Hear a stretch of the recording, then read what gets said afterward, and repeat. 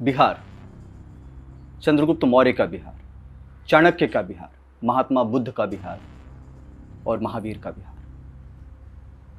सदियों से बिहार अपनी सोच, समझ और बदलाव के लिए जाना जाता है।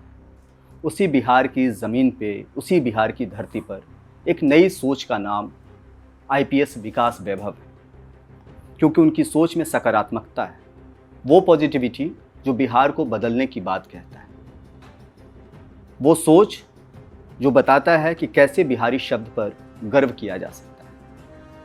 आईपीएस विकास वैभव नाम में भले ही पुलिस अफसर का नाम हो, लेकिन दिल से वो कवि हैं, इतिहासकार हैं। इसका साफ मतलब है कि दिल से बहुत ही सॉफ्ट है।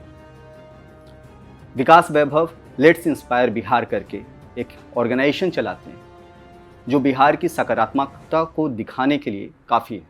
वो बताते हैं कि इस तरह के ऑर्गेनाइजेशन से कैसे बिहार का नाम बदला जा सकता है, बिहार की सोच को बदला जा सकता है, युवाओं की सोच को बदल करके कैसे मुख्य दिशा में आगे ला करके बिहार की पहचान को और गौरवान्वित बनाया जा सकता है। सर, आपका सबसे पहले तो आपका स्वागत है सर हमारे शो में। और लेट्स इंस्पायर बिहार सर, और उसके बाद बिहारी जैसा शब्द जो कई राज्यों में, कई जगहों पर एक गाली की तरह से, तो लेट्स इंस्पायर बिहार और बिहारी।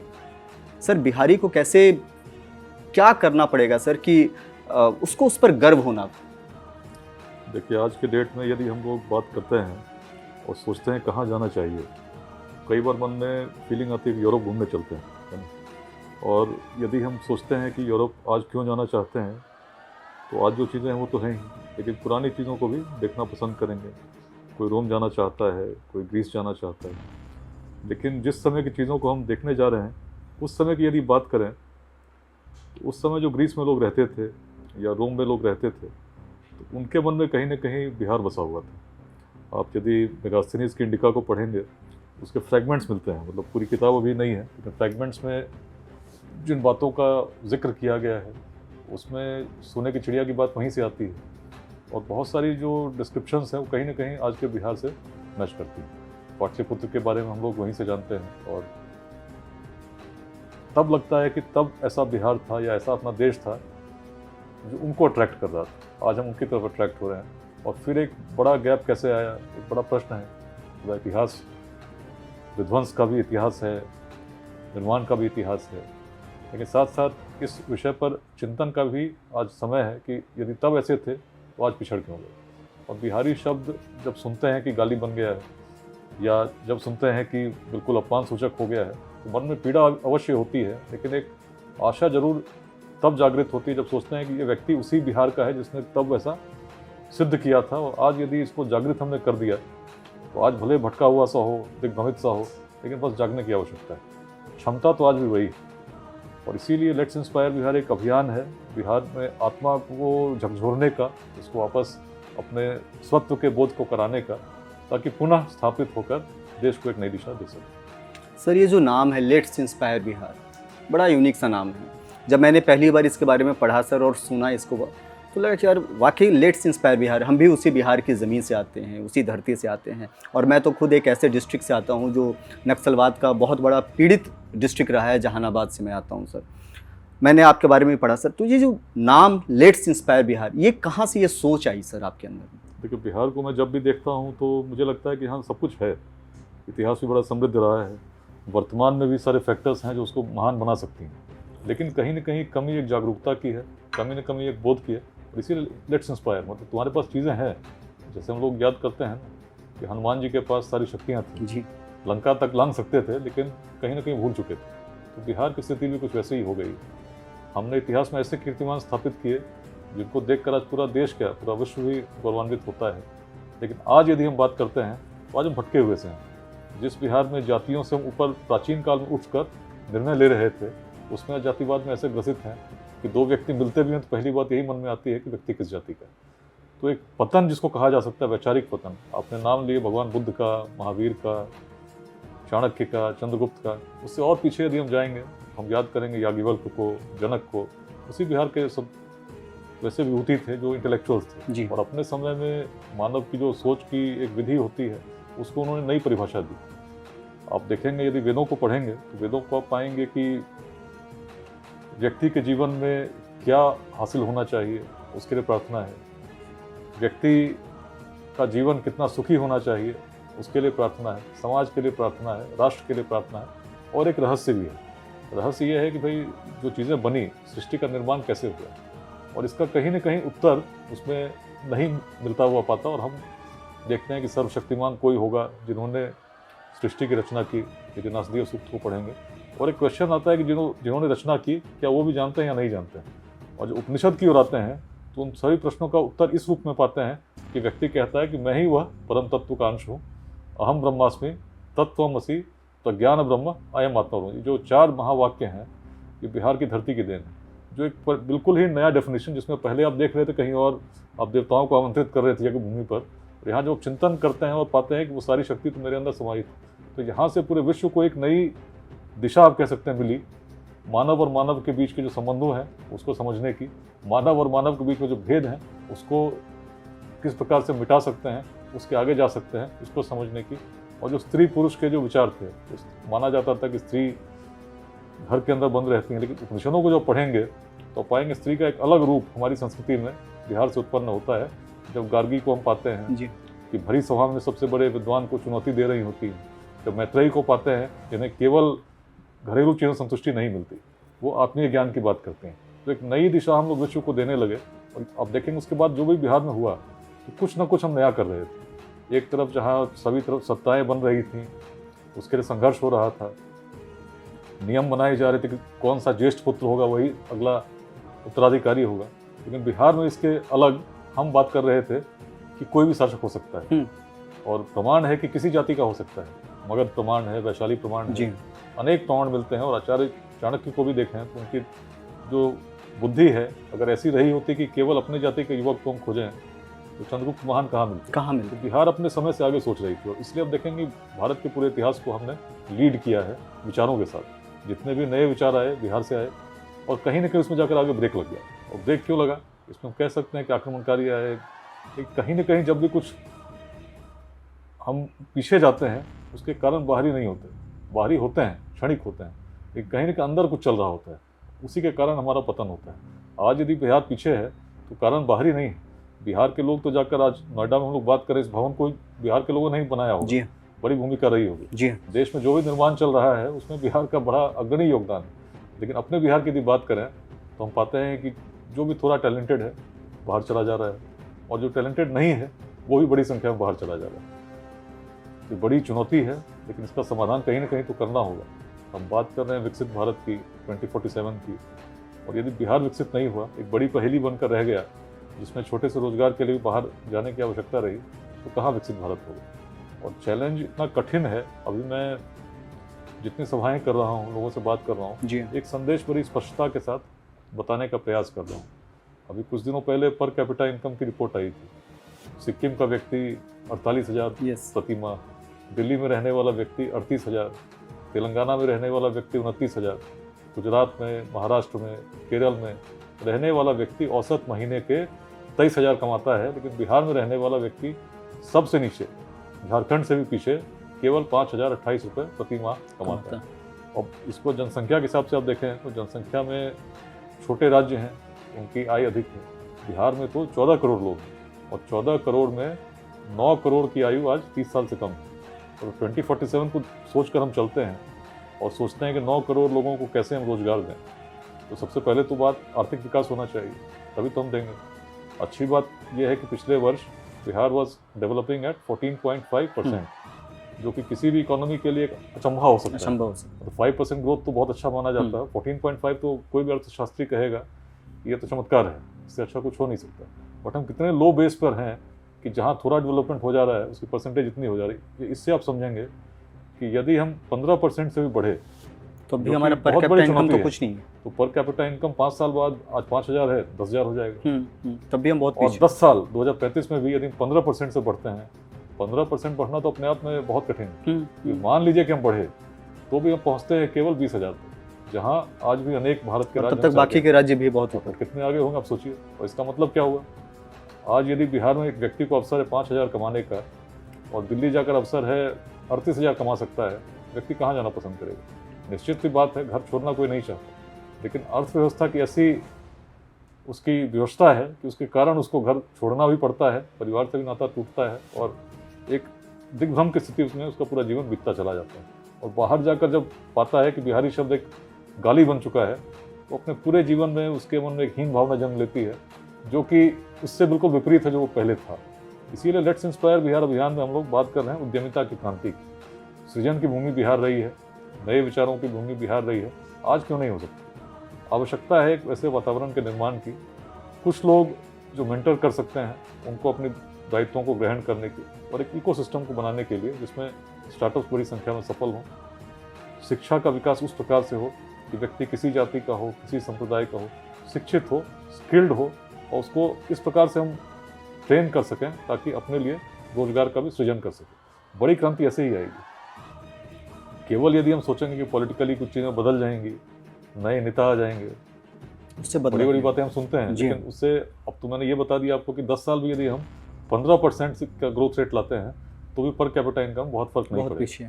तो उसके लिए एक बड़ी क्रांति तब होगी जब गांव-गांव से, अलग अलग क्षेत्रों से कुछ नया सृजन होगा, नए स्टार्टअप्स निकलेंगे जो जॉब्स क्रिएट करेंगे बिहार में, ताकि लोगों को हम वहीं पर जॉब दे सकें। तभी तो एक बड़ा जंप हम ले सकते हैं। लेकिन इसके बारे में अगर आप देखेंगे तो हमारे अधिकांश यूथ न सोच रहे हैं, न इसकी चर्चा हो रही है, ना समझ रहे हैं और न समझ रहे हैं। सर, मैं पूरे बिहार को मैं भी देख रहा था और आपने बहुत अच्छी चर्चा शुरुआत की सर कि क्या कारण है। अब सर हम बात कर रहे हैं सर पतन, जो आपने इतिहास बताया, समृद्धशाली इतिहास से अचानक इस तरह का पतन, कारण क्या हो सकता है सर? शिक्षा? देखिए, शिक्षा तो एक कारण निश्चित रूप से है। किसी भी संस्कृति के अप्स एंड डाउन्स आते हैं, होता है ना, जब कुछ चीज़ें बहुत अच्छी होती हैं तो उसका एक समय के बाद पतन भी होता है। लेकिन यदि चीज़ें बहुत सस्टेन्ड हो, व्यक्ति समझ जाए कि हमारा पतन होने जा रहा है, तो वो सचेत हो जाता है। कहीं न कहीं हमें सचेत होने का अवसर नहीं मिला और चीज़ें बढ़ती गईं। आज जनसंख्या एक बड़ी चुनौती हो गई। तो जो वैचारिक स्तर था उपनिषदों का, या बौद्ध धर्म की बात कर लीजिए, जैन धर्म की बात कर लीजिए, तो इसमें कहीं भी भेदभाव की बात नहीं है। एक अलग सोच लेकर हम लोग मानव जाति को जोड़ने की बात कर रहे हैं। आज यदि बिहार के किसी भी अखबार को भी आप उठा के पढ़ेंगे, किसी मीडिया चैनल को देखेंगे, तो पहली बात ये होगी, अगर जिला नवादा है तो बताएगा इस जाति कितने लोग हैं, इस जाति की बहुलता इस जिले में है, तो यहाँ इसी। तो बिहार नेताओं को बनाने की फैक्ट्री हो गई है, लेबर को बनाने की फैक्ट्री हो गई है। लेकिन जो अर्थव्यवस्था का निर्माण करने वाले उद्योगपति हैं, उद्यमी हैं, बिहार से बाहर जा रहे हैं। जबकि सबसे अधिक आवश्यकता आज बिहार में ऐसे लोगों की है जो इस बारे में बात करें कि बिहार कैसे आगे बढ़ सकता है। यदि प्राचीन समय की बात करेंगे तो आप पाएंगे चंपा को बौद्ध ग्रंथों ने विश्व का पहला नगर कहा। और क्यों कहा होगा? सीधी सी बात, आज हम लोग नगरों की बात करते हैं, तो चंपा मतलब आज का भागलपुर, तो कुछ तो बात रही होगी। और मैंने भी जब भागलपुर मेरी पोस्टिंग रही, घूमता था, तो मैंने पाया कि चंपा के पास एक बंदरगाह के भी अवशेष हैं, जो कभी ताम्रलिप्ति जहाज आया करते थे समुद्र किनारे, वहाँ से नदी मार्ग से आया करते थे और यहाँ से सड़क मार्ग से जाते थे। तो ऐसी उसकी समृद्धि रही होगी, जिसके कारण बौद्ध ग्रंथों ने उसको पहला नगर भी कहा। भगवान बुद्ध भी जब परिनिर्वाण ले रहे थे तो उनके शिष्य आनंद ने कहा, क्यों ना हम लोग चंपा में रहते या राजगीर में रहते, इतने छोटे से जगह पर क्यों है। ये बताता है हम लोग क्या थे। लेकिन उसमें चंपा का ऐसा प्रभाव था कि वियतनाम से जब लोग आते होंगे, वो भी इस संस्कृति को देखते थे। और वियतनाम यदि आप सर्च करेंगे तो आप पाएंगे 2nd सेंचुरी से 17th सेंचुरी तक वियतनाम का नाम चंपा था। तो आप समझ सकते हैं लिंक्स किस प्रकार से हैं। लोग आते हैं, कुछ अच्छी चीज़ें देखते हैं, चले जाते हैं। लेकिन संदेश क्या है कि बिहार उद्यमिता की भूमि थी, नए व्यवसाय, वाणिज्य, इन चीज़ों में अग्रणी थे और इस प्रकार से थे कि पूरे विश्व को भी प्रभावित कर रहे थे। तभी तो हम बात करते हैं, जैसे इंडियन कॉटन की बात होती है, सिल्क या स्पाइसेस की बात होती है, बहुत जो यूएस में बात किया करते थे। तो बिहार की उसमें बड़ी भूमिका रही है।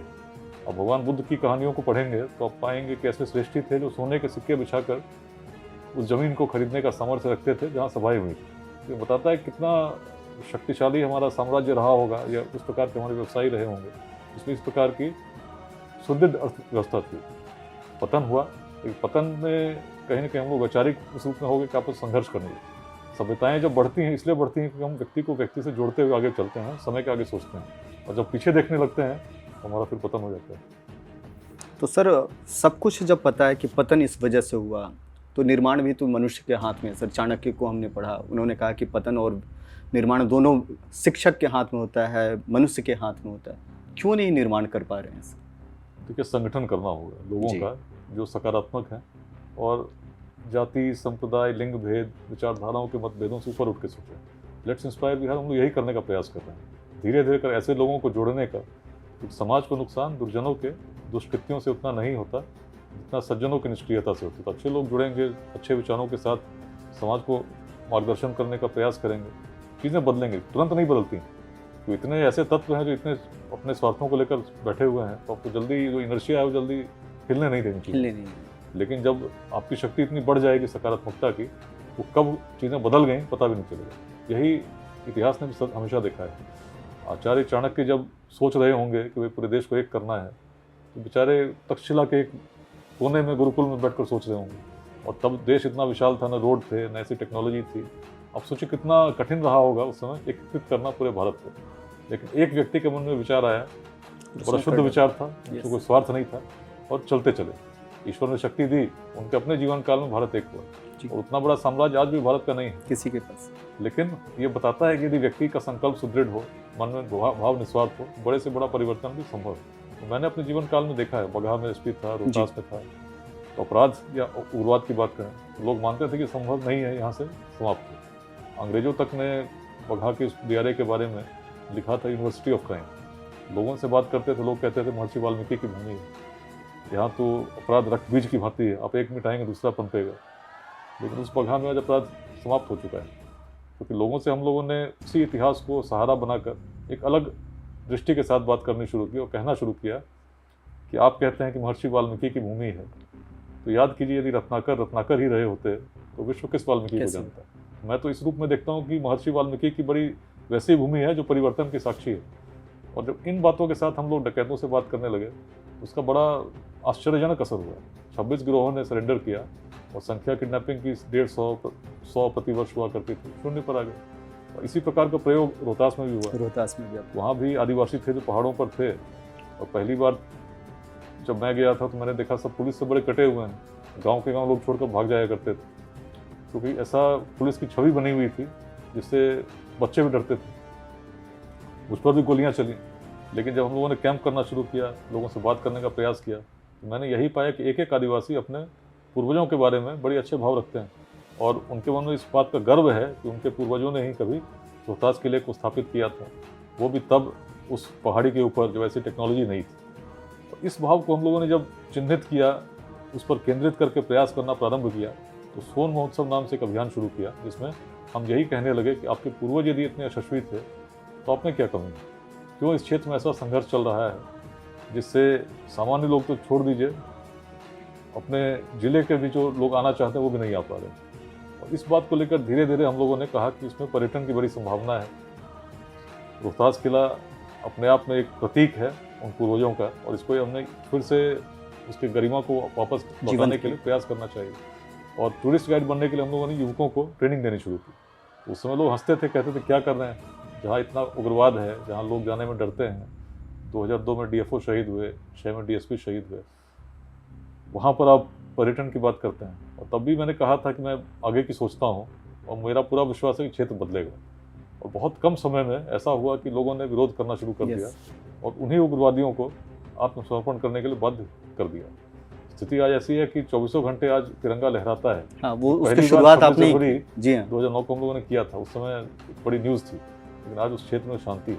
तो 2 जिलों को तो मैं देख चुका हूँ जिसमें परिवर्तन बिल्कुल स्पष्ट है, और उसके प्रमाण देने की आवश्यकता नहीं, अब जाकर खुद अनुभव कर सकते हैं। और इसीलिए बिहार में जो आज हम लोग बात कर रहे हैं पलायन की, मैं तो देख रहा हूँ कि स्टार्टअप्स की अगर क्रांति आ गई बिहार में, तो आप देखेंगे कुछ समय के बाद लोग बिहार रोजगार लेने आएंगे, लेकिन उस भाव को जगाना होगा। आज कठिनाई अवश्य लगती होगी कि कैसे कर रहे हैं, लेकिन मैं तो देख रहा हूँ बीजारोपण हम लोग कर रहे हैं। आज 2,10,000 से अधिक लोग व्हाट्सएप ग्रुप्स के माध्यम से इस अभियान के साथ जुड़े हैं, संगठन अनेक जुड़े हैं, लाखों तक संदेश हमारे जा रहे हैं, आपके माध्यम से भी जाते हैं, और लोग धीरे धीरे सोच रहे हैं कि हो क्या रहा बिहार में।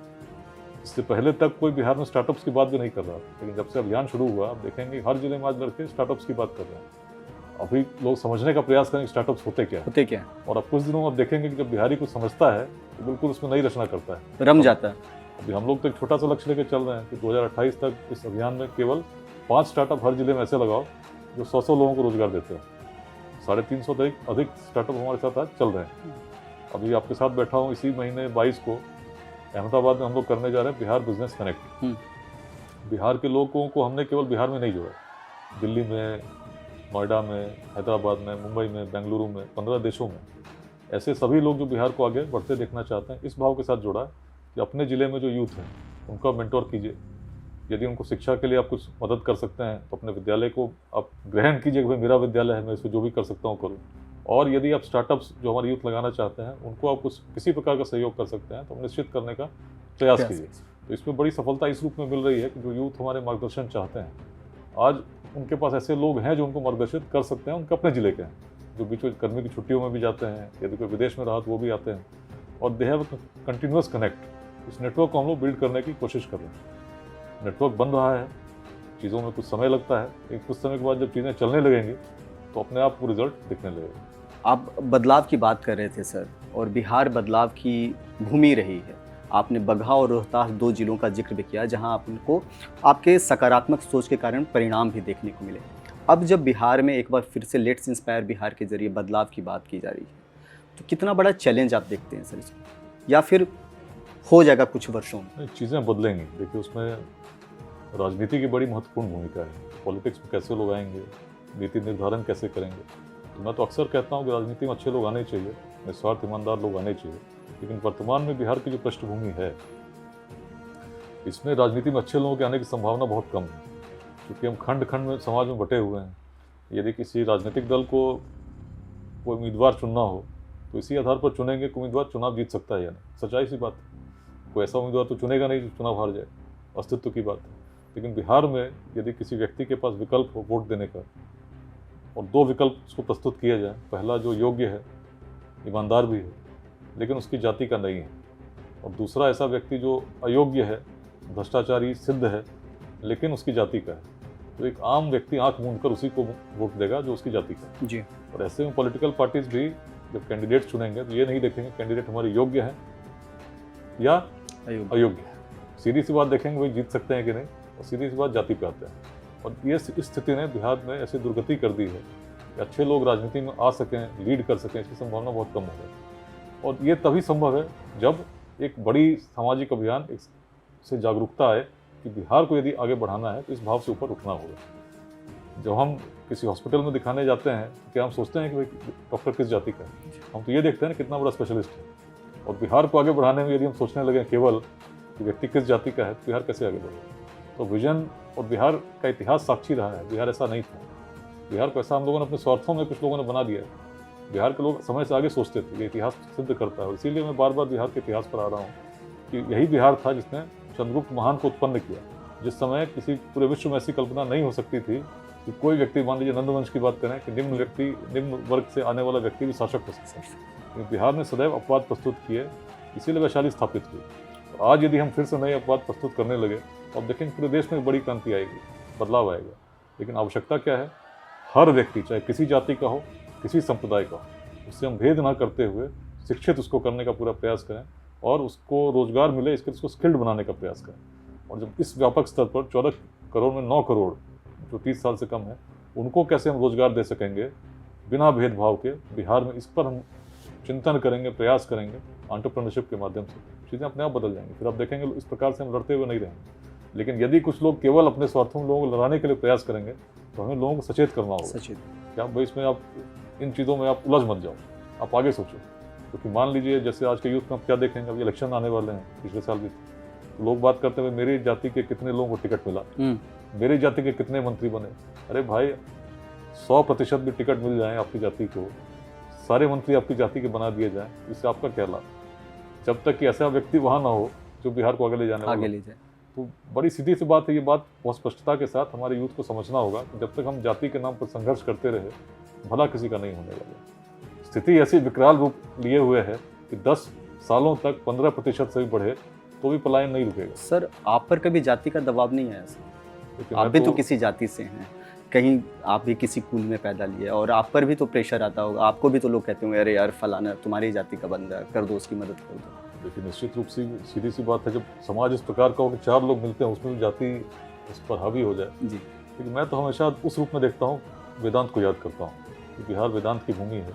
और यदि मैं कुछ वास्तव में करना चाहता हूँ तो मुझ पर जो बाह्य प्रभाव है हावी नहीं होने चाहिए। हो सकता है मैं अलग हूँ, हो सकता है लोग मुझे कुछ समय के लिए सोचेंगे तुम कोई काम का आदमी नहीं, लेकिन मैं नहीं बदलूँगा, क्योंकि मैं उस भूमि के संदेश को ग्रहण कर रहा हूँ, उसका वाहक हूँ, जिससे भूमि आगे बढ़ सकती है। किसी न किसी को दायित्व लेना होता है। अब पुलिस विभाग में जहाँ भी रहा, किसी से आप बात करेंगे तो आप पाएंगे एक बात जो हमेशा कहते होंगे कि व्यक्ति ने कभी जातिवाद नहीं किया।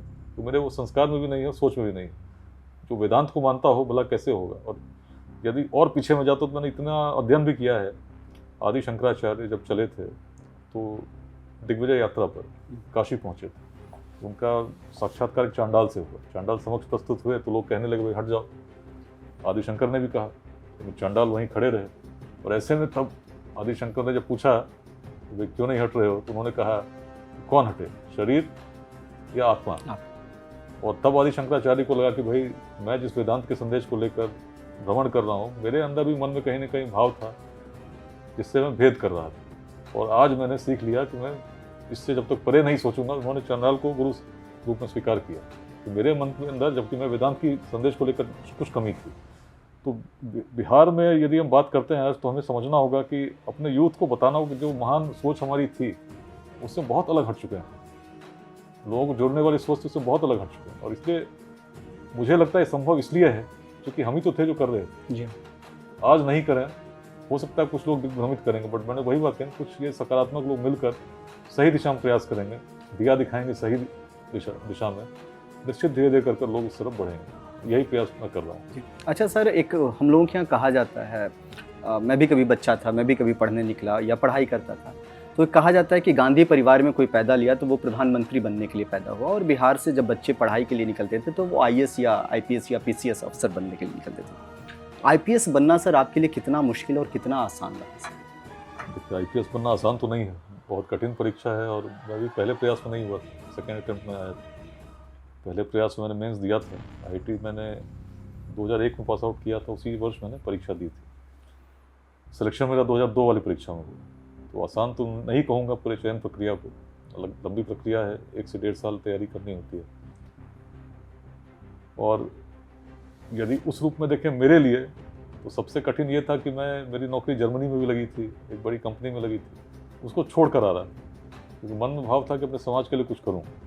सारे अधिकांश मेरे मित्र आज मुख्य रूप से विदेशों में हैं। देश के अंदर बहुत कम ही लोग हैं जो आज खोजने पर कहीं कहीं मिल जाते हैं।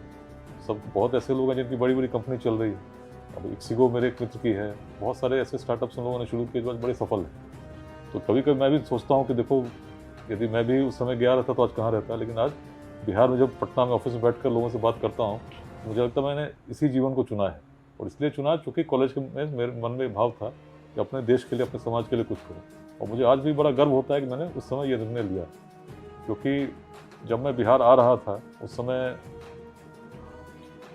बहुत घर में विरोध चल रहा था कि अच्छी अच्छी नौकरियां छोड़कर क्यों पुलिस में जाना चाहते हो। तो बिहार का माहौल भी उस समय बड़ा अलग था। बिल्कुल। आप यदि बात करेंगे, याद करेंगे 2004 में कैसा माहौल था, 3 में कैसा माहौल था। जी हाँ। जातीय नरसंहार भी कुछ समय पहले तक चल रहे थे। तो अक्सर लोग कहा करते थे कि भाई तुम हमेशा जीवन भर शंटिंग में ही रहोगे, तुम्हारी कोई बढ़िया पोस्टिंग भी नहीं होगी, क्यों जाना चाहते हो। और तब मैंने कहा चलो भाई, जहाँ भी रहूँगा, यदि दिन में एक व्यक्ति का भी कुछ भला मैं कर सका तो अपने जीवन को मैं सार्थक मानूंगा। क्योंकि मुझे मानूंगा कि बिहार में जो परिस्थिति है उसको सही दिशा में बोलने में मैं कुछ प्रयास कर रहा हूँ, मैं इतने में संतुष्ट हूँ। और आज भी जो मैं कर रहा हूँ, बहुत लोग उस पर आपत्ति भी करते हैं, क्यों कर रहे हैं, आईपीएस में है, नौकरी करते, क्या जरूरत पड़ी है शनिवार रविवार को घूमने की। अब कई लोगों की प्रतिक्रिया देखेंगे कि कहेंगे पुलिस अधिकारी को ये सब करने की क्या आवश्यकता पड़ गई। मैं तो बहुत स्पष्ट रूप से कहूँ तो पिछले लगभग 6 वर्षों से पुलिस अधिकारी के दायित्व में हूँ भी नहीं। 19 में भागलपुर से डीआईजी के रूप में हटा था और तब से लगातार कहीं न कहीं किसी अन्य दायित्व में, पिछले 2 साल से योजना परिषद में। लेकिन जो समय ईश्वर ने मुझे दिया उसका मैंने सदुपयोग करना का सदैव प्रयास किया है। और इसीलिए 2021 में होम डिपार्टमेंट में मेरी पोस्टिंग हुई। उससे पहले तक सैटरडे संडे को भी वैसा कहीं न कहीं कुछ कार्य रहता था। तो Saturday Sunday was free, it was a छुट्टी। अब छुट्टी का उपयोग कैसे करें? आमतौर पर कोई व्यक्ति आराम करता है, कोई फिल्में देखता है, जी, कोई पुस्तकें पढ़ता है। पुस्तकें पढ़ने का तो शौक मुझे भी था, ब्लॉगिंग भी लंबे समय से कर रहा था। लेकिन मैंने देखा पुस्तकें पढ़ते हुए, ब्लॉग लिखते हुए जीवन बीत जाएगा, पहुँचेगा कुछ स्कॉलर्स के बीच में। इससे परिवर्तन क्या होगा? हो सकता है मेरे जाने के बाद इस कुछ लोग और पढ़ें, कोई और प्रेरित हों। अच्छी बात है, लेकिन यदि अपने जीवन काल में परिवर्तन देखना चाहता हूँ तो मुझे और लोगों को भी जगाना होगा, साथ जोड़ना होगा। और शनिवार रविवार अवकाश का दिन इससे बढ़िया अवसर हो नहीं सकता। और तभी 2021 के मार्च में लेट्स इंस्पायर बिहार इस अभियान की शुरुआत मैंने जब की थी, उस समय कोविड का समय चल रहा था, मिलना भी संभव नहीं था। सोशल मीडिया से हम लोगों ने शुरू किया, अपील किया लोगों से कि जो लोग चाहते हैं मुझे बताइए। गूगल फॉर्म सर्कुलेट किया और करीब 16-17 हज़ार रिस्पॉन्सेज आए। उसी प्रकार से हम लोगों ने शुरू उन लोगों के साथ किया जिनको मैं जानता भी नहीं था। तो धीरे धीरे बात करने पर कुछ लोग ऐसे आए जिन्होंने कहा कि हम दायित्व लेंगे अपने ज़िलों में प्रारंभ करने का। और करते करते आज 2 लाख से अधिक लोग व्हाट्सएप में जुड़े हुए हैं। बड़े कार्यक्रम हो रहे हैं, 50,000 की भीड़ आ जाती है। बहुत लोगों को लगता है कि भाई कैसे हो रहा है, लेकिन आमतौर पर जब पॉलिटिकल पार्टीज़ की आप हाल में देखते होंगे रैलीज होती हैं तो कुर्सियाँ भी खाली रहती हैं। लेकिन लेट्स इंस्पायर बिहार के कार्यक्रमों में कुर्सियाँ तो बहुत कम पड़ जाती हैं। इतनी भीड़ आती है, जैसे बापू सभागार कैपेसिटी 5,000 थी, 15,000 से अधिक लोग आ गए। क्योंकि मन में भाव है कि बिहार बदले। इस भाव के साथ जब लोग जुड़ते हैं तो संख्या मायने नहीं रखती। तो हर व्यक्ति चाहता है, ये तो हमारी कमी है कि हर व्यक्ति तक हम संदेश नहीं पहुंचा पा रहे हैं। नहीं तो गांधी मैदान तो क्या मतलब, आप समझें कि पूरा बिहार उमड़ पड़ेगा कि हम ये करना चाहते हैं। सर, तमाम चर्चा के बीच में एक बड़ा सवाल आता है सर कि जब पहली बार आपने वर्दी पहनी, ये सोच आपकी थी सर कि पुलिस विभाग में जाना है, आईपीएस बनना है, या घर वालों का ये तरफ से भी कुछ था कि आप आईपीएस बनो? क्योंकि आईएएस आईपीएस 2 ऐसे पद हैं बिहार के लिए ख़ास तौर से जो बहुत गौरवशाली भी लोग फील करते हैं, लगता है गर्व महसूस करते हैं उस पर। देखिए, इसमें कहानी थोड़ी लंबी है जी। इसमें शुरुआत मैं कहूँगा क्लास 7 से हुई थी। 7th में थे उस समय, गर्मी की छुट्टियों में अपने ननिहाल गए थे और वहाँ पे एक ऐतिहासिक स्थल है पांडव स्थान। तो लोग वहाँ से कुछ कुछ चुरा के ले जा रहे थे, जो भी चीज़ें मिल रही थी। तो मैं बड़ा विचलित था कि इस प्रकार से तो पूरे स्थल को लोग नष्ट कर देंगे। हज़ारों साल पुरानी ईंटें हैं, कोई ईंटें बना लेके घर बना रहा है, कोई सिक्के खोज रहा है, और मुझे लगता था मैं कैसे रोकूं। और तभी अगले दिन मैंने सुना कि वहाँ पर रोक लग गई है, पुलिस आ गई है, प्रशासन ने धारा 144 लगा दी है। तो मैं बड़ा प्रसन्न हुआ कि कौन व्यक्ति है जिसने रोक दिया, तो क्यों ना मैं भी ऐसा व्यक्ति बनूं कि समाज में कुछ गलत हो रहा हो तो मैं उसको रोक लगा सकूं। तो इसी भाव ने बाल्यकाल में मन में एक भाव को उत्पन्न किया था कि मैं जब बड़ा होऊंगा तो ऐसा बनूंगा। ये तो बचपन की बात थी। 9th में जब आए, पिताजी की पोस्टिंग भोपाल में हुई, और भोपाल जब गए बच्चों ने बिहारी बोल के चिढ़ाना शुरू किया। उस समय बड़ा अजीब लगा। उससे पहले बरौनी में थे तो अपने क्लास के टॉपर थे, बच्चे बड़े सम्मान के साथ नाम लेते थे, टीचर भी बड़ा सम्मान करते थे। टीचर तो खैर सम्मान करते होंगे, मैं नया था, लेकिन बच्चे बिहारी बोलने लगे और नाम से कोई बुलाता ही नहीं था। तो बड़ा अटपटा लगा, और बिहारी बोलने का भाव इतना ख़राब था। तब लगा कि मैं क्या कर सकता हूँ।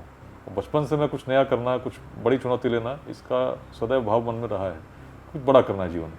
तो 9th में जब थे तब था कि भाई इन बच्चों जो मेरे साथ हैं, कम से कम इनको बिहारी क्या होता है ये बता दें। तो अच्छे से पढ़े, वहाँ स्कूल के वहाँ भी टॉपर हुए, और जो बच्चे पहले चिढ़ाते थे उनके मन में सम्मान जगा कि बिहारी क्या कर सकता है। लेकिन इस भाव ने मुझे पिंच करना शुरू किया कि बिहारी शब्द गाली कैसे बन गया, जो शब्द सम्मान का प्रतीक होना चाहिए अपमान का सूचक कैसे हुआ। और मुझे याद है 10th में जब नोएडा आया था तो उस समय पूरा फोकस था कि 10th में अच्छा करूँगा। तो केंद्रीय विद्यालय नोएडा में जब पढ़ता था तो मैंने अपने सहपाठियों को बताया नहीं कि मैं बिहार से हूँ। वो पिंच कर रहा था मुझे कि भाई फिर यहाँ लोग चिढ़ाएंगे, मैं चिढ़ना नहीं चाहता था। मैंने बताया कि मैं मध्य प्रदेश से आया हूँ। किसी ने पूछा भी नहीं। लेकिन उसके बाद जब 11th में गया तो मुझे लगा नहीं, अपने अस्तित्व को ग्रहण करते हुए सामना करना होगा, और ऐसा कुछ प्रयास जीवन में करना होगा कि बिहारी शब्द पुनः सम्मान का प्रतीक बन जाए। आईआईटी की मैंने तैयारी की, इसी नोएडा में, डीपीएस नोएडा में सेंटर पड़ा था, मैंने दिया था 1997 में। वो देकर आए तो पेपर लीक हो गए, और पेपर लीक का केंद्र बिहार था। तो एक बड़ा झटका दूसरा लगा। पहला झटका जब बच्चों ने बिहारी बोल कर चिढ़ाया, दूसरा झटका जब पेपर लीक हुए। तो 2.5 महीने बड़े गर्मी के महीने में परेशान थे और दोबारा परीक्षा दी। आईआईटी पहुँचे फर्स्ट ईयर में। 1 साल नॉर्मली आईआईटी 5 दिन का वीक होता है, यहाँ पर 6 दिन का वीक होता था। एक बार तो ऐसा हुआ कि संडे को भी क्लासेस लग गए क्योंकि मेकअप करना था, सेशन लेट शुरू हुआ था। तो पहला साल जो हमारा था बड़ा परेशानी भरा था। मतलब एकेडमिक लोड आईआईटी कानपुर में ऐसे ही ज़्यादा होता है, और यहाँ तो और भी बढ़ चुका था। तो बड़ी पीड़ा होती थी और लगता था कहाँ फंस गए, वो बिहार के कारण। एक बिहार का व्यक्ति जो नालंदा का था, उसी नालंदा का जहाँ विश्व भर से लोग पढ़ने आते थे, उसने पेपर लीक कराया था। और धीरे धीरे मन में संकल्प जागृत हो रहा था कि कुछ तो करना है। रंजीत डॉन वाला केस है? बिल्कुल। तो उसके बाद फिर जब फर्स्ट ईयर समाप्त हुआ, पिताजी की पोस्टिंग फिर से हो गई बेगूसराय, बरौनी रिफाइनरी। और घर की जाना था मुझे, जाड़े की छुट्टी थी, मुझे याद है। सारी तैयारी हो चुकी थी, टिकट भी कट चुका था। अचानक फ़ोन आया कि अभी घर नहीं आना है। और तब पता चला कि पकड़ के शादी होती है, इसलिए आना नहीं। हाँ, ये पकड़ुआ विवाह वाला बिहार में बहुत चलता है, खासतौर से जो उतना लास्ट स्ट्रॉ जिस बेगूसराय के इलाके से आप आते हैं सर, उधर तो बहुत ही ज़्यादा हम लोग बड़ा प्रचलित था। हमारे एक मास्टर साहब थे जो जी। LIC का एजेंट हुआ करते थे, उनके बेटे की हाल में उसी समय पकड़ के शादी हो गई थी। बहुत लोग थे मेरे जानने वाले जिनके घर में पकड़ के शादी हुई, और मानना पड़ता था। और मेरे पिताजी वही कहते थे, बेटा हम तो बड़े शरीफ हैं, कोई आएगा बंदूक सटाएगा तो हम भी कुछ नहीं कर पाएंगे, तुम इससे अच्छा कानपुर में ही रहो, बाहर ही रहो। तो कानपुर में जब रहते थे तो उस समय IIT में या तो मोर थे या बंदर थे, और कुछ भटकते हुए प्राणी थे, या तो बेगूसराय के थे या मोकामा के थे जी। और ऐसे लोग लाइब्रेरी में मिलते थे। और तब घूमते घामते एक दिन बृहदारण्य को उपनिषद पढ़ने लगे जी। और वहीं से जीवन में बड़ा परिवर्तन आया, सोच में परिवर्तन आया, बिहार को देखने के दृष्टि में परिवर्तन आया, और मन में एक भाव जगा कि अपने जीवन काल में कुछ बड़ा करना है। और तब जो बाल्यकाल से मन में चल रहा था उसने एक स्थायी रूप लिया। उसके बाद कैंपस इंटरव्यूज़ हुए, नौकरियां लगीं, लेकिन मन कहीं भटका नहीं। मन कहा कि नहीं, अपने लिए विदेश चले जाएंगे तो कमा लेंगे, लेकिन जब लौट के बेगूसराय आएंगे तब क्या और देखेंगे स्थितियाँ में कुछ मेरा योगदान नहीं हुआ, तो मन तो कहेगा तुम जो कर सकते थे तुमने नहीं किया। समाज की स्थिति को देखते हुए तुमने कुछ नहीं किया तो वास्तव में तुम उसके लायक नहीं। और तब उसी भाव के साथ मैंने तैयारी शुरू की थी। ईश्वर की कृपा रही, बिहार कैडर मिला, अवसर मिला कि भाई कुछ कर सको। तो जब इस भाव के साथ तब से बढ़ रहे थे तो केवल नौकरी तक तो रहने वाले हम थे नहीं। सीधी सी बात, जहाँ भी रहे तो केवल जो दायित्व थे उनको निभाते हुए आसपास के स्कूलों में जाना, बच्चों को मोटिवेट करना, कॉलेजों में जाकर बात करना चलता रहता था। साथ में ऐतिहासिक स्थलों पर जाता, इतिहास का अध्ययन करने लगा। 2016 में मुझे याद है 15 में पटना का सीनियर SP था, वहाँ से जब हटा तो वो 1.5 साल की AIG ट्रेनिंग था, समय काफ़ी मिलता था, तो महाभारत 1 साल में मैं पढ़ गया। और उसके बाद लेखनी मेरी और अच्छी हुई, हिंदी अच्छी हुई। फिर लगा सारी चीज़ें पढ़ तो रहा हूँ, ब्लॉगिंग भी मैं कर रहा था 2013 से, तो ये पूरा ज्ञान यदि मेरे तक ही रहा।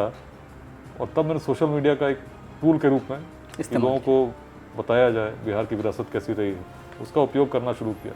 2021 में एक मोड़ आया जब लगा कि नहीं, इसको संगठित रूप तरीके से अध्यायों के रूप में ऐसे लोग जो बिहार को बढ़ाना चाहते हैं जोड़ कर यदि प्रयास करेंगे, मंत्र निकल चुके थे, शिक्षा, समता, उद्यमिता, इनको बढ़ाकर हम लोग बिहार को बदल सकते हैं। सर 2003 में जब पहली बार जब आप IPS बने, वर्दी आई सर, ट्रेनिंग के बाद जब आप आए होंगे, माँ पिताजी होंगे सर, कोई ऐसा कोई पल या आपके दिल में किसी और व्यक्ति की याद कि यार हम उससे ज़रूर मिलेंगे, मैं इस वर्दी पहन करके ज़रूर मिलूंगा मैं?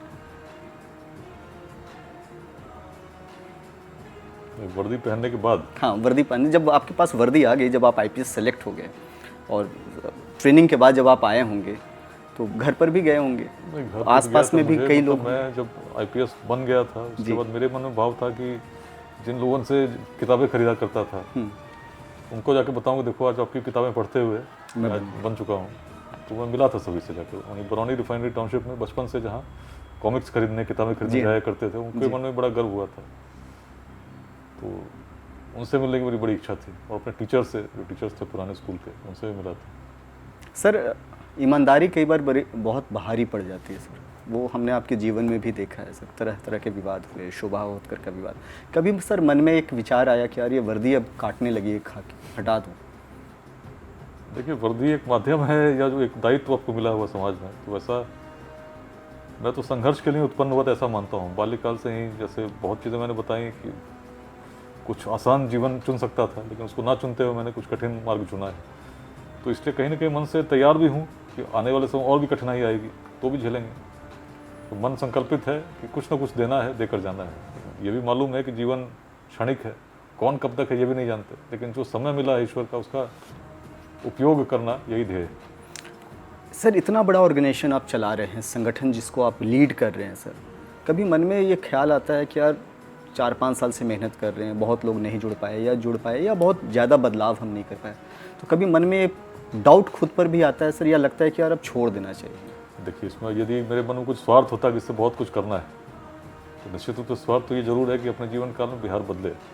जब लगता है कि शायद वो गति नहीं आ रही तो मन में लगता है क्यों नहीं आ रही, और क्या प्रयास करना। समीक्षा करता हूँ कि मुझे लगता है कि हर गाँव के हर जन तक पहुँचना है, नहीं पहुँच पा रहे। कई बार लोग उंगली उठाते हैं कि भाई व्यक्ति में स्वार्थ क्या है, क्या इनको भी पॉलिटिक्स करनी है, इस प्रकार की बातें आती हैं। और पॉलिटिक्स में तो बोल रहा हूँ कि अच्छे लोगों को आना चाहिए, लेकिन जब इस प्रकार के भाव मन में सुनता हूँ कि उनको लगता है कि स्वार्थ के कारण मैं सोच रहा हूँ, तो मन में इस प्रकार की बात ज़रूर लगती है कि कहीं मैं सही कर रहा हूँ, नहीं कर रहा हूँ, लेकिन अंदर का जो ध्येय है इतना स्पष्ट है, इसलिए कभी विचलित नहीं होता। जो चीज़ें हो रही मैं जानता हूँ कि एक प्रक्रिया है जिससे मैं चल रहा हूँ, और जो आने वाला समय अच्छा ही होगा। इसलिए अच्छा होगा, मेरे मन में कोई स्वार्थ नहीं है। आचार्य चाणक्य के मन में स्वार्थ होता तो अखंड भारत का साम्राज्य नहीं बनता। लेकिन अपने सारे सुखों की तिलांजलि देते हुए बढ़ते रहे, अपने जीवन काल में उन्होंने सिद्ध किया। तो मैं भी निश्चित रूप से आपसे आज मिल रहा हूँ, देखिएगा कुछ समय के बाद हम लोग मिलेंगे विकसित बिहार में, जहाँ पलायन रुक चुका होगा, यदि सभी ने साथ दिया। उसके लिए हम लोग प्रयास कर रहे हैं। नहीं, ये सकारात्मक सोच तो बहुत ज़रूरी है सर, लेकिन कुछ लोग आपके जो विरोधी हैं वो कहते हैं कि चूंकि आप खुद भी पॉलिटिक्स में आना चाहते हैं, इसलिए आप इस तरह के ऑर्गेनाइजेशंस को आप पीछे से बैक एंड सपोर्ट के तौर पर आप तैयार कर रहे हैं। देखिए, पॉलिटिक्स में अगर आना होगा तो इतनी मेहनत करने की जरूरत नहीं है जी, बहुत आराम से लोग आ सकते हैं। मैं जो कर रहा हूँ बड़े परिवर्तन के लिए कर रहा हूँ, जो केवल पॉलिटिक्स से संभव नहीं है। जैसा मैंने आपको बताया कि पॉलिटिक्स में अच्छे लोगों का आना भी कठिन है, तो ऐसे में केवल पॉलिटिक्स से चीज़ें बदल जाएंगी। जब तक गाँव तक जागृति नहीं आएगी, नगर के हर वार्ड तक लोगों तक जागृति नहीं आएगी, तब तक छोटे प्रयासों से बिहार में बड़ा बदलाव नहीं आएगा। तो मैंने बचपन से ही बताया आपको, बड़े प्रयास करता रहा हूँ, उसके लिए लगा रहा हूँ। आसान रास्ता छोड़कर कठिन मार्गों को मैंने चुना है, तो आज भी वही कर रहा हूँ। पॉलिटिक्स में आना हो तो हम जाते हुए कहीं जाकर प्रणाम करते, बोलते हुए हम आना चाहते हैं, स्वागत करके ले भी लिए जाते हैं। लेकिन ये मेरा न व्यवहार रहा और न मेरी ऐसी सोच रही है। मन भी संकल्पित है कुछ बड़ा करना है। तो माध्यम स्पष्ट है कि राजनीतिक माध्यम से केवल परिवर्तन तब तक नहीं होगा जब तक एक बड़ा व्यापक सामाजिक परिवर्तन नहीं। तो जो मेरी सोच है उसके हिसाब से चल रहा हूँ। 2003 में सर जब आप आईपीएस बने, अधिकारी बन करके अलग अलग शहरों में गए, सर कभी कोई ऐसा पल आया होगा जब आप अकेले में बैठ करके बहुत उदास हुए हों या रोए हों कि यार ये नहीं करना था मुझे, या इस चीज़ को मैंने मिस कर दी? 2003 के बाद जी, उसके बाद से जो भी जी रहा हूँ ना, तो जो मन में है कि जो भी करना चाहिए वो मैं कर रहा हूँ। तो इसलिए ऐसा भाव मेरे मन में उस प्रकार से नहीं आया। लेकिन कुछ पल थे जो बड़े कठिन थे, वो मैं बता सकता हूँ। जैसे एक 2009 में हम लोगों ने रोहतास की पहाड़ी पर चुनाव कराने का प्रयास किया था। और उस समय लगभग हर जगह से था कि भाई क्यों आवश्यकता है, बूथ तो पहाड़ पर है, पहाड़ पर पहले भी बूथ नीचे शिफ्ट होते रहे, आराम से कर लो चुनाव, पहाड़ के ऊपर बूथ बनाने की क्या जरूरत है। लेकिन 6 गांव थे, 3 बूथ थे, और इन पर वर्षों से मतदान नहीं हुआ। कुछ गांव के तो ऐसे लोग थे जिन्होंने आज़ादी के बाद कोई वोट दिया ही नहीं था। और मेरे मन में था कि क्षेत्र को मुख्य धारा से जोड़ना है, और जब तक यहाँ पर मतदान नहीं होगा, जब तक फोर्सेज यहाँ पर चुनाव नहीं कराएंगे, ये संभव नहीं है। तो हम लोगों ने कैंप लगाई थी बीएसएफ की, बड़े संघर्ष के बाद कैंप लगा था, और लग रहा था कि चुनाव हो जाएगा। लेकिन लोकसभा चुनाव 16 अप्रैल 2009 को निर्धारित था। 14 अप्रैल की रात्रि बीएसएफ की कंपनी पर फायरिंग होनी शुरू हो गई। एक जवान इंजर्ड हुए और रात भर फायरिंग चलती रही। और सुबह मन में भाव ऐसा था कि पता नहीं वहाँ देखने को क्या मिलेगा, कितनी लाशें मिलेंगी, इस भाव से मैं पहुँचा था। ईश्वर की कृपा थी कि एक ही जवान इंजर्ड थे, उनको हेलीकॉप्टर से हम लोगों ने रेस्क्यू किया। गोलियाँ बहुत चल चुकी थी, तो कैंप को हम लोगों को शिफ्ट करना पड़ा। और तब लगा था कि पहली बार हम लोग चुनाव नहीं करा पाए। लेकिन मन संकल्पित था कि चुनाव तो यहीं कराएंगे। तब हम लोगों ने भारत निर्वाचन आयोग से रिक्वेस्ट किया था कि हमारी फोर्सेज कम मिली थी, हमें फोर्सेज दीजिए, हम यहीं चुनाव कराएंगे। चुनाव आयोग भी वॉज काइंड इनफ, और केवल 3 भवनों के लिए 16 कंपनी फोर्स लगी थी। और 16 कंपनी तो समझ सकते हैं, 3 भवन, 6 बूथ, 1600 जवान लगे थे, तब जाकर वहाँ पर हम लोग मतदान करा सके। और तब वो जो प्रसन्नता थी, एक तो इतनी कठिन परिस्थिति, आखिरकार कर लिया, लेकिन वहाँ चुनाव हुआ और आधे से ज़्यादा लोगों ने मतदान किया। 50% से अधिक पोल उस क्षेत्र में हुए जहाँ कभी पहले पोल्स नहीं हुए। और ये एक बड़ा परिवर्तन था उस क्षेत्र में, और इसीलिए उग्रवाद धीरे धीरे मिटता चला गया। लोग संघर्ष करने लगे, लोग उनसे संघर्ष करने लगे, उनका विरोध करने लगे। तो उन लोगों ने कुछ चीज़ों को होते देखा, और एक प्रशासन को भी एक ऐसे संकल्प के साथ देखा कि हर कठिन परिस्थिति में भी हम डिगे नहीं, चलते रहो, चुनाव हमने वहीं कराया।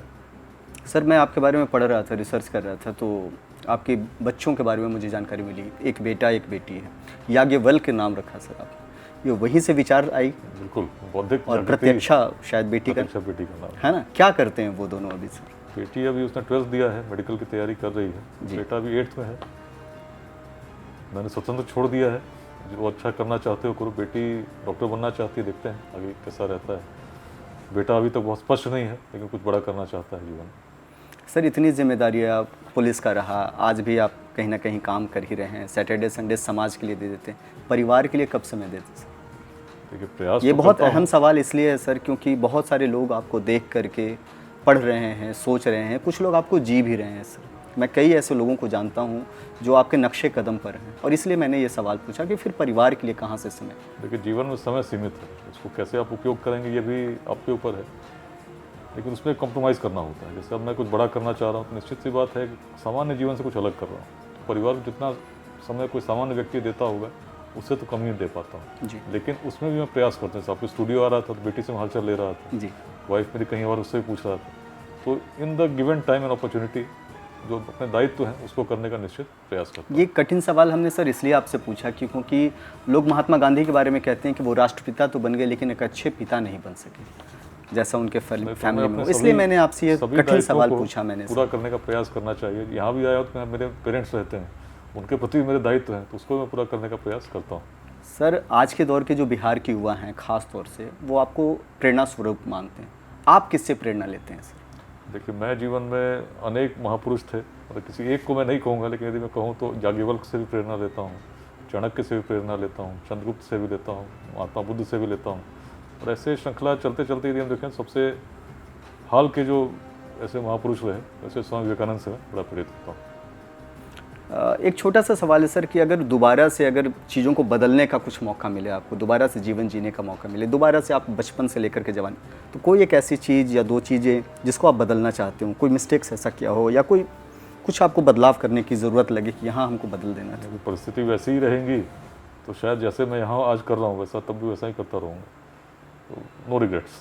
कोई रिग्रेट्स नहीं, या कोई चीज़ को लगता है कि नहीं इसको बदल सकते थे, तो अगर ईश्वर ने आपको वो ताकत दे दी कि लो भैया तुमको ताकत देते हैं तुम बदल लो, अगला 5 मिनट तुम्हारा है। बदल सकते तो सबसे पहले बिहार को ही बदलते हैं। बिहार को ही बदल, तो बिहार बदलने में शक्ति तब भी लगती है, आज भी लग रही है। जी सर, एक बड़ा पर्सनल सा सवाल है, चूँकि हम लोग पकड़ुआ विवाह की बात कर रहे थे, शादी आपकी भी लव मैरिज थी सर, अरेंज मैरिज थी? अरेंज मैरिज थी। पहले कभी उस लड़की से मिले थे जो आज आपकी पत्नी है? शादी से पहले मिले थे जी। उसको शादी तय हो गई थी, दिल्ली में मिले थे। इनफैक्ट जीवन में एक संघर्ष इसलिए चलता था, जैसे हम मुझे याद है, मतलब 9th में 10th में बच्चे बड़े होते हैं और 10th के बाद 11th 12th में आते हैं। मैं यहीं नोएडा में था, मैंने बताया था, और 11th 12th में दिल्ली में सरदार पटेल विद्यालय में पढ़ने गया था। उस समय वो समय था जब बहुत सारे बच्चे होते हैं गर्लफ्रेंड बनाते हैं, तो एक अलग आकर्षण आपका होता है। लेकिन मैं प्रभावित इसलिए नहीं होता था कि अगर मैं हुआ तो अपने ध्येय से भटक जाऊँगा, IIT जाना है, और यदि थोड़ा भी समय, तो बड़ा मैं कैलकुलेटेड टाइप का व्यक्ति रहा है शुरू से। लक्ष्य सामने दिखना है और लक्ष्य के हिसाब से चलना है, कुछ भी डिस्ट्रैक्शंस नहीं होने चाहिए। तो उस रूप में लव मैरिज का भी कोई स्कोप था ही नहीं, मतलब बिल्कुल वैसे सीधी लकीर पर चलने वाले लोग थे। आज भी कुछ ऐसे ही हैं, लक्ष्य दिख रहा है, बिहार बदलना है, तो बहुत चीज़ें हैं, अपने दायित्व कर रहे हैं, लेकिन लक्ष्य फिर भी स्पष्ट है, जाना वहीं है। जो आपकी पत्नी है उनका कोई रिएक्शन ऐसा सर, जब आप पहली बार मिले होंगे तो कुछ उन्होंने कहा आपको, कुछ ऐसा? बहुत निजी सवाल है सर। नॉर्मली जो भी मिलता है तो यही है ना, मैं तो पत्नी से पहले कुछ कहती तो मैंने ही कहा, मैंने कहा देखो आपके मन में IPS की जो छवि होगी मैं वैसा नहीं हूँ, तो पहली बात आप जान लो कि मैं थोड़ा अलग रहूँगा। आपके पास ऑप्शन है, आप आज भी चाहो तो यू कैन ऑलवेज से कि हम नई शादी करना चाहते हैं, लेकिन मैं ईमानदार रहूँगा और जीवन में संघर्ष होगा, ये आप जान के चलो। और उसके बाद एक मौका और आया था 2005 में, जब बिहार आया, 4 में हम लोग पहली बार मिले थे जी। तो बिहार में पहला दिन जब मैं फील्ड में था, भागलपुर में गया था, और 5 जनवरी को मैंने, 4 जनवरी की रात को मैंने भागलपुर में योगदान दिया था। 5 जनवरी की शाम को SP Munger was killed in a landmine blast. जब शहीद हुए तो उस समय पूरे रात हम लोग वहीं थे। और अगले दिन 6 तारीख को सुबह, उस समय शादी नहीं हुई, तो मैंने कहा देखो, मैंने तब भी कहा था कि संघर्ष होगा जीवन में। देखो आज तो यहाँ एक IPS ऑफिसर शहीद हो चुके हैं, और मैं भी नहीं जानता, हो सकता जीवन में कुछ ऐसा आपको भी देखने को मिले, क्योंकि मैं खतरों से डरूंगा नहीं, मैं लड़ूंगा, और ये मैंने अपनी नियति मान ली है। तो आज भी समय है। तो उन्होंने फिर तब कहा था नहीं, सबके साथ ऐसा नहीं होता, और मुझे पूरा विश्वास है कि सब ठीक होगा, और यदि कुछ आप संघर्ष करोगे, ईमानदार रहोगे, तो मुझे भी आप पे गर्व होगा। तो इसी प्रकार से मिले हम लोग, यात्रा चलती रही है। बेसिकली ये सवाल हमने सर इसलिए पूछा, आपको रोक रहा हूँ, क्योंकि कहा जाता है कि किसी पुरुष के जीवन में जब बदलाव आता है, वो बड़ा बनता है, तो उसमें उसकी पत्नी, उसकी सहायिका का बहुत बड़ा योगदान है। तो इसलिए ये सवाल हमने पूछा कि कभी वो शिकायत कुछ कहती होंगी, क्योंकि फैमिली लाइफ तो डिस्टर्ब होता है। देखिए, अभी जैसे अब चल रहा है, 4 सालों से लेट्स इंस्पायर बिहार अभियान चल रहा है, बीच में संघर्ष भी हुआ जी। संघर्ष के बाद 4 महीने वेटिंग फॉर पोस्टिंग भी थे, जैसे नॉर्मली किसी आईपीएस अफसर के पास जो सुख सुविधाएं होती होंगी उससे थोड़ी कमी बिल्कुल रहती मैं है। समझता हूँ सर। तो ऐसे में परिवार सबसे ज़्यादा उसको लगता है ना कि भाई जब अगर सामान्य तरीके से चलते तो ये तो बड़े अच्छे पोस्टिंग भी पाते, ऐसा भी रहता है, ऐसा संघर्ष क्यों।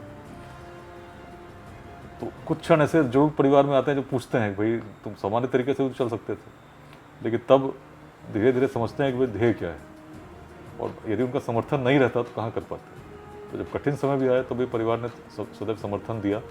मन में जरूर उनकी चिंता होती होगी, लोगों को देखते होंगे भाई अगर सामान्य तरीके से चलते तो शायद जीवन कुछ और सुखमय होता, तनाव कम रहता। लेकिन जिसको तनाव में आनंद आता हो उस व्यक्ति को आप बदल नहीं सकते। तो तनाव भी आता है तो मैं सोचता हूँ कि ये ग्रहण कर रहा हूँ बिहार के लिए, और इसीलिए इसको लिए हुए चलते जाना है। शादी के बाद सर जीवन में कोई बदलाव ऐसा आपने महसूस किया कि तब के विकास वैभव और अब के विकास वैभव में कुछ बदलाव है? देखिए दायित्व तो बढ़ जाते हैं। शादी से पहले आप बिल्कुल स्वतंत्र होते हो, लेकिन अब साथ में जैसे मैंने कहा पूछ रहे थे ना, तो दायित्व तो आपका बढ़ जाता है, बच्चे हो जाते हैं तो उसको भी 3 ऋण होते हैं आपके, आचार्य ऋण, पितृ ऋण और देव ऋण, है ना। तो आपको सभी ऋणों के साथ आगे बढ़ना होता है।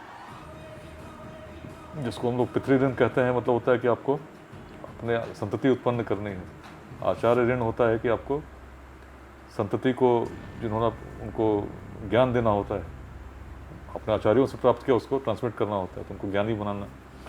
और देव ऋण जो अपने धर्म की शिक्षा प्राप्त की उसको आप आगे बढ़ाएं। तो ये ऋण आपके ऊपर आ जाते हैं जब परिवार में जाते हैं। तो एक गृहस्थ के 3 ऋण हैं जिनके साथ आप बढ़ते हो, इनको चुकाना है तभी तो आप आगे जाओगे। सर आईपीएस अफसर को लेकर के एक भाव और आता है सर, सिंघम और फैंटम वाला, कि गया और अपराधी को पकड़ा और दे मारा। कभी सर ऐसा कुछ हुआ, एनकाउंटर कुछ या कुछ वैसा? बहुत हुए हैं, मतलब इस प्रकार का हो ना जहाँ पे आप जाते हो और कुछ बड़ा करते हो, कोई बड़े नेता होते हैं उनको भी आप पकड़ के लाते हो जिसके बारे में लोग मानते हैं अरे वहाँ कैसे हाथ लग गए। कोई ऐसा वाक्य आप शेयर करेंगे? बहुत हैं वैसे, कहानियाँ सुनोगे तो बहुत सारी हैं जी। मतलब जीवन में आपको लगता है। और इनफैक्ट मुझे याद है बगहा में एक समय था जब रोड पे लोग थे और चल रहा था विकास वैभव जिंदाबाद, एसपी साहब जिंदाबाद, और मैं बिल्कुल इस भाव में था भाई ऐसा क्यों कर रहे हो। समझाने का भी किसको प्रयास, इतने लोग थे, हज़ारों लोग थे, वो कह रहे थे इनका ट्रांसफ़र नहीं होना चाहिए। और तब वो फिल्म का सीन याद आ रहा था ना, गंगा जल, तो हमने फिल्मों में देखा था, मेरे सामने हो रहा था। तो ऐसे भी कई सीन्स लाइफ में आए जब लोग आपके समर्थन में बिल्कुल रोड पर आ जाते हैं, और जबकि आपने कुछ नहीं कहा होता मना भी करते हो और उसमें समझाते भी हो कि भाई ट्रांसफ़र तो एक रूटीन प्रोसेस है, क्यों ऐसा कर रहे हो। लेकिन जो जुड़ाव है वो बड़ा एक अलग अनुभूति, एक अलग आत्मीय भाव को जागृत करता है। और आज मैं जिन भी स्थानों पर रहा उन स्थानों पर आज भी लोगों से उसी प्रकार से जुड़ा हुआ कनेक्टेड। और अब तो केवल उन्हीं स्थानों पर नहीं, बिहार के हर गांव और कस्बे में लोग जुड़े हुए हैं जो इस अभियान के साथ जुड़कर साथ चल रहे हैं। अच्छा, एक सवाल सर जो आमतौर पर लोग जानना चाह रहे थे, मैं जब अपनी टीम से बात कर रहा था कि आपकी बेटी हैं, बेटा है, क्या वो चाहते हैं कि वो भी पुलिस सेवा में आए? आपकी क्या इच्छा है? आप चाहते हैं कि मैंने तो बताया, मैंने स्वतंत्र नहीं, स्वतंत्र तो आपने छोड़ दिया, लेकिन आपकी इच्छा है कि वो पुलिस सेवा में आए? जो आपने पुलिस का हालिया रूप जो आपने देखा है, देखिए ये व्यक्ति का, मैं जानबूझकर थोड़ा सा टफ क्वेश्चन ये पूछ रहा हूँ, व्यक्तिगत निर्णय है, इसलिए मैं इसमें किसी को न बाध्य। मुझे भी पिताजी ने प्रयास किया तो कुछ और, पिताजी चाहते वैसा होता तो आज विदेशों में रहता जी, लेकिन मैंने निर्णय लिया, मैं पुलिस में संतुष्ट हूँ। मैंने यही कहा जो भी आप चुनिए वैसा कुछ चुनिए जिसमें आपको संतुष्टि मिले और मन में भाव लगे कि आई हैव नो रिग्रेट्स। तो इसमें मेरी तरफ से पूरी स्वतंत्रता है। सर बिहार की बेटियों को लिए कोई खास संदेश सर, खास तौर से बेटियों के लिए सर? देखिए बिहार, जैसे मैंने पहले भी कहा, गार्गी की भूमि है जी, मैत्रेयी की भूमि है, इस बात को हमेशा स्मरण रखना होगा। तो पूरे राष्ट्र में ही नहीं विश्व में महिलाओं का नेतृत्व का दायित्व अपने आप आपको विरासत से मिला है। तो इसलिए अपने आप को कभी कम मत आंकना और प्रयास कीजिए। आप इस रूप में यदि आप अपनी भूमिका को समझेंगे कि पूरे भारत की नारी को दिशा आपको देनी है तो निश्चित आप बड़े प्रयास करोगे। तो आज भले हम पीछे हों लेकिन आने वाले समय हमारा होगा, इसको सोचते हुए अग्रणी योगदान देना है। अच्छी बात यह है कि आज बड़ी संख्या में महिलाएं अनेक सर्विसेज में जहां पहले नहीं थी आज योगदान दे रही हैं, लेकिन बहुत कम कहूँगा। जो 2047 के भारत की हम लोग बात कर रहे हैं, इसमें gender should not be any reason for why someone should not be able to contribute fully. Sir कोई किताब उनको बताएंगे, बच्चों को, आज के जो युवा बच्चे हैं, जिसको पढ़ करके वो इंस्पायर्ड हो सकते हैं? सर देखिए मैं तो सबसे ज़्यादा महाभारत पढ़ के इंस्पायर हूँ, गीता उसका एक भाग है।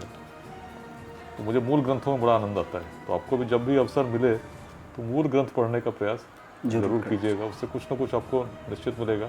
और वैसे यदि आप मुझसे पूछेंगे सबसे यदि ज़्यादा इंस्पायरिंग कुछ है तो चाणक्य नीति है जो किताबों में मिलती है, या भर्तृहरि के नीति शतक, जो 3 शतक उन्होंने लिखे उसमें जो नीति शतक है जी त्रिशतकम में, तो नीति शतक में भी आप जो पढ़ेंगे एक एक श्लोक में बहुत ज्ञान छुपा हुआ है। और जैसे मैं हमेशा कहता हूँ 3 प्रकार के लोग होते हैं, काम शुरू करते नहीं भय से नीचे लोग, मध्यम त्यजते बीच में देख विषम संयोग, पर उत्तम वे लोग जो हर दुर्गम पथ झेल, दृढ़ता से बढ़ते सतत बाधाओं को ठेल। ये भी भर्तृहरि जी की ही रचना है।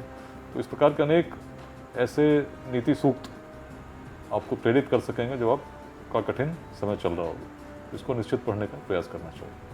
सर, मैं आपके बारे में जब पढ़ रहा था, बहुत कम समय आपका लूँगा सर, आप बिहार के बहुत तेज़ तर्रार और काबिल अफसर में आप गिने जाते रहे हैं।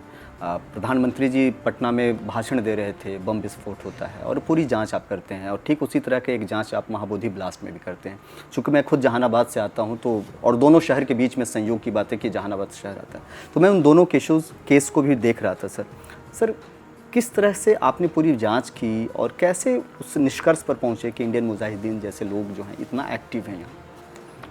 देखिए, इंडियन मुजाहिदीन का केस थोड़ा अलग था। एक इंडियन मुजाहिदीन कॉन्स्पिरेसी मैंने इन्वेस्टिगेट की थी। उसका उद्देश्य था कि आईएम के उसके ऊपर पहले जो भी केसेस इन्वेस्टिगेट हुए थे वो अलग अलग ब्लास्ट के थे। Delhi blast, Ahmedabad blast, Jaipur blast, Surat blast, सब में ट्रायल्स चल रहे थे। लेकिन पूरे ऑर्गेनाइजेशन की फंडिंग, उसका रिक्रूटमेंट, कैसे चीज़ें आगे बढ़ रही हैं, उसके इंटरनेशनल लिंकेजेस, इस पर कोई कॉम्प्रिहेंसिव इन्वेस्टिगेशन नहीं हुआ था, बिट्स एंड पीसेज में थे। तो ये केस एनआईए ने तब रजिस्टर किया था, जिसका आईओ मैं था। उसमें काफ़ी कुछ मुझे भी सीखने को मिला, केस में कन्विक्शंस भी हुए हैं। एक पैन इंडिया इन्वेस्टिगेशन के साथ साथ इंटरनेशनल लिंकेजेस को भी हम लोग ध्वस्त कर पाने में सफल हुए।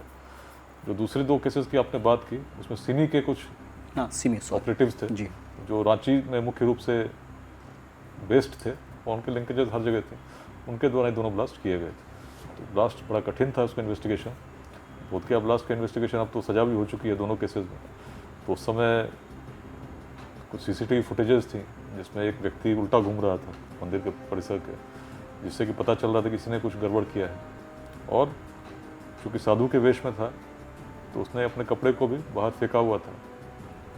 जब वहाँ से बाहर निकल रहा होगा तो उससे डीएनए सैंपल मिला था। और जब हमारा शक तब गहराया था जब यासीन भटकल की गिरफ्तारी हुई। उन्होंने कहा कि भाई इसमें ये लोग बोधगया का ब्लास्ट अमुक व्यक्ति करना चाह रहा था या कर सकता है। और तब अमुक व्यक्ति की जब पहचान इस रूप में हुई कि हैदर अली हो सकता है, और उसके पिताजी का जो डीएनए लिया गया तो मैच कर गया, तो बड़ा फर्म उसमें एक कन्विक्शन का वही बड़ा आधार निकल चुका था। तो इन्वेस्टिगेशन में मुख्य होता है कि जो इंसिडेंट हुआ उससे एक्यूज़ को लिंक करना, तभी कोर्ट उसको मानती है। तो इसमें बड़ी अच्छी सफलता हम लोगों को साइंटिफिक तरीके से इन्वेस्टिगेट करने के बाद मिली। सर, पुलिस प्रशासन का इतना बड़ा दायित्व आप पर रहा सर, लंबा करियर भी रहा। 2003 के बाद आज करीब 22 साल आपने उस सेवा को दिया सर। कभी कोई दबाव आया किसी काम को लेकर के, और उस दबाव को आपने या तो झेला या फिर मान गए सर? लेकिन निश्चित सी बात है, आप जब भी सर्विस में हो तो लोग दबाव देने का प्रयास करेंगे। लेकिन मुझे गर्व है कि कभी भी मैंने वही किया जो सही था, जो सही नहीं था मैंने वो नहीं किया। I have always been firm but very polite. मतलब यदि मैंने कोई निर्णय लिया है और सख्ती के साथ लिया है, कभी डिगा नहीं हूँ, लेकिन मैंने कभी किसी को उस प्रकार से अपशब्द नहीं कहे। मैंने कहा कि भाई ये मैं कर सकता हूँ, ये मैं नहीं कर सकता, और सदैव कानून को ही अपना हथियार बनाते हुए उसका पूरा उपयोग किया है। सर, आज के जो युवा हैं सर, जो नए आईपीएस हैं, उनके लिए कोई थीम लाइन कुछ आप देना युवाओं के लिए मैं बड़ा स्पष्टता के साथ कहना चाहता हूँ कि यदि आप सरकारी नौकरी करना चाहते हो तो स्पष्ट हो जाओ क्यों करना चाहते हो। यदि समाज की सेवा करनी है, समाज में कुछ बड़ा परिवर्तन लाना है, निश्चित प्रयास करना चाहिए, पूरा प्रयास करना चाहिए, पूरी ऊर्जा के साथ आइए, आपको संतुष्टि मिलेगी। लेकिन यदि आप धनोपार्जन के लिए या अपने स्वार्थ सिद्धि के लिए सरकारी सेवा में आना चाहते हो तो आपका भ्रम भी टूटेगा, और एक समय ऐसा आएगा जब कहीं ना कहीं आप उस स्थिति में होगी, आप पकड़ के जेल जा रहे होगे, और जो लोग आपको कभी प्रसन्नता के साथ स्वागत करते रहे होंगे वो भी आपको धिक्कारेंगे। तो जीवन में क्या रिजल्ट चाहिए, इस पर बड़े स्पष्टता के साथ निर्णय ले लो। यदि संतुष्टि चाहिए, एक मन में गौरव का भाव चाहिए कि मैंने सही किया, तो सरकारी नौकरी से अच्छा कुछ विकल्प नहीं। लेकिन सरकारी नौकरी में आकर भ्रष्टाचार में आप लिप्त होने का यदि ध्येय रखते हैं तो आने वाला समय बड़ा कठिन होने वाला है। ट्रांसपेरेंसी भी बढ़ेगी, टेक्नोलॉजी भी चेंज हो रही है, करप्शन को पकड़ना बहुत कठिन नहीं रहेगा। हाल के दिनों में भी आपने देखा होगा बड़े सीनियर ऑफिसर्स भी पकड़े जा रहे हैं, तो ये श्रृंखला रुकने वाली नहीं है। विल बिकम मोर ट्रांसपेरेंट और चीज़ें बदलेंगी। तो यदि आज आप करियर बनाने का सोच रहे हो तो मैं तो कहूँगा ट्राई टू बिकम एंटरप्रेन्योर्स। अगर आपको पैसे कमाने हैं, स्टार्टअप्स के बारे में सोचिए, कुछ बड़े उद्योग के बारे में सोचिए, बिजनेस मैनेजमेंट के बारे में सोचिए, अगर पैसे कमाने हैं। और यदि सेवा करनी है तो सरकारी नौकरी से अच्छी कुछ नहीं। धन्यवाद सर, आपने अपना कीमती समय दिया सर। बहुत बहुत धन्यवाद सर इस बात के लिए, क्योंकि बहुत मुश्किल होता है वक्त निकालना, और वक्त हम वापस नहीं ला सकते सर, लेकिन आपने दिया उसके लिए शुक्रिया दिल से। ये हैं विकास वैभव जो आज हमारे साथ मौजूद थे इस खास कार्यक्रम में। विकास वैभव, इन्होंने अपने जीवन में बिहार के विकास को लेकर के जो विचार बनाए हैं उस पर ये लगातार तेज़ी से आगे बढ़ रहे हैं। उम्मीद है कि विकास वैभव सर को सकारात्मक उनकी सोच की वजह से उन्हें जीवन में ज़रूर सफलता मिलेगी, और आज कल या परसों कभी भी वो दौर आएगा जब बिहार को इन पर गौरव होगा, इनकी सोच पर गौरव होगा, और बिहार को उसका पुराना गौरव ये वापस करवा सकेंगे। आप देखते रहिए ONOG न्यूज़। अगर आपके पास भी है कोई सवाल, कोई सुझाव, तो आप हमारे साथ शेयर कर सकते हैं। हमारे कमेंट सेक्शंस में जाकर के आप अपने सवाल मुझसे पूछ सकते हैं। सर वंस अगेन बहुत बहुत धन्यवाद। Thank you so much.